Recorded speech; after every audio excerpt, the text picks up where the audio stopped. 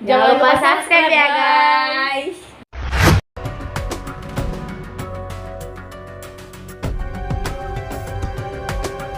Meski tidak berlangsung lebih dari 300 tahun seperti pada masa penjajahan Belanda, masa penjajahan Jepang atas wilayah Nusantara atau Indonesia dari tahun 1942 hingga 1945 menimbulkan dampak yang besar bagi perjalanan sejarah bangsa Indonesia. Masa penjajahan Jepang juga meninggalkan jejak-jejak yang diantaranya bertahan hingga kini. Militer Jepang menyerbu merebut wilayah Indonesia pada saat itu masih nama Hindia Belanda. Dalam waktu yang singkat, sekitar 1 bulan setelah penyerangan pangkalan militer Amerika Serikat di Pearl Harbor pada bulan Januari 1942, pasukan Jepang menyerang dan menguasai Tarakan, Kalimantan Timur satu persatu, kemudian wilayah Balikpapan, Kendari, Ambon, dan Pontianak juga diserang pada bulan yang sama. Setelah berhasil merebut wilayah Indonesia, tanggal 5 Maret 1942, tentara Jepang berhasil menguasai kota Batavia. Pemerintah kolonial Hindia Belanda yang semakin terdesak agar menyerah tanpa syarat kepada Jepang melalui Perjanjian Kalijati di Jawa Barat tanggal 8 Maret 1942. Masuknya tentara Jepang ke wilayah Indonesia sempat disambut rakyat Indonesia dengan propaganda sebagai saudara tua yang akan membebaskan rakyat dari penjajahan Belanda. Kedatangan pasukan Jepang tidak banyak mendapatkan perlawanan dari rakyat Indonesia. Setelah menancapkan kekuasaan yang di bekas Hindia Belanda, militer Jepang mendirikan pemerintahan Bala Tentara di Ponli, memegang kekuasaan militer dan semua kekuasaan yang dulu dipegang Gubernur Hindia Belanda. Dalam pelaksanaan sistem pemerintahan ini, kekuasaan atas wilayah Indonesia dipegang oleh 2 angkatan perang, yaitu Angkatan Darat yang disebut Rigogun dan Angkatan Laut yang disebut Kaigun. Untuk mendukung pemerintah militer dan menyokong kekuatan Jepang dalam Perang Pasifik. Jepang juga membentuk berbagai organisasi kemiliteran simpati rakyat pada tahun 1943. Gerakan yang mempopulerkan slogan Nippon, Pelindung Asia, Nippon Pemimpin Asia, dan Nippon Cahaya Asia.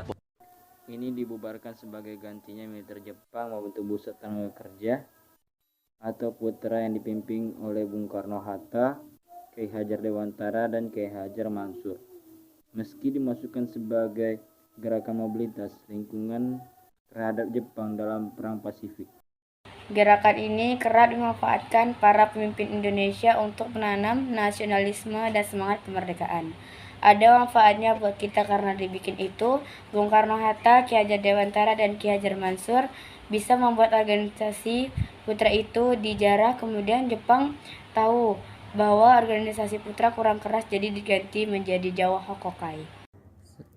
Selama menduduki wilayah Indonesia, militer Jepang benar-benar memaksimalkan eksploitasi sumber daya alam dan pendaya gunaan sumber daya manusia yang ada di Indonesia. Untuk mendukung mereka dalam Perang Pasifik, Jepang membentuk Kesatuan HIH. Sementara untuk kepentingan pertahanan, mereka membentuk pasukan pembela tanah air atau PETA. Pada anggota HIO dan PTI ini direkrut daripada pemuda Indonesia yang kemudian mendapat latihan kemiliteran dari pasukan Jepang semasa penjajahan. Jepang nyari semua jenis kegiatan dan pekerjaan diarah untuk kepentingan mendukung Jepang dalam Perang Asia Timur Raya, dunia pers dan kesenian, misalnya diarah perintah bala tentara Nippon. Untuk menjadi alat propaganda, Jepang mengarahkan ajaran keagamaan, misal pengajian untuk pengisian Nippon. Untuk menarik dukungan pemerintahan, militer Jepang juga menarik hati rakyat dengan mengeluarkan kebijakan populer seperti mendukung penggunaan bahasa Indonesia dan mendukung organisasi keagamaan.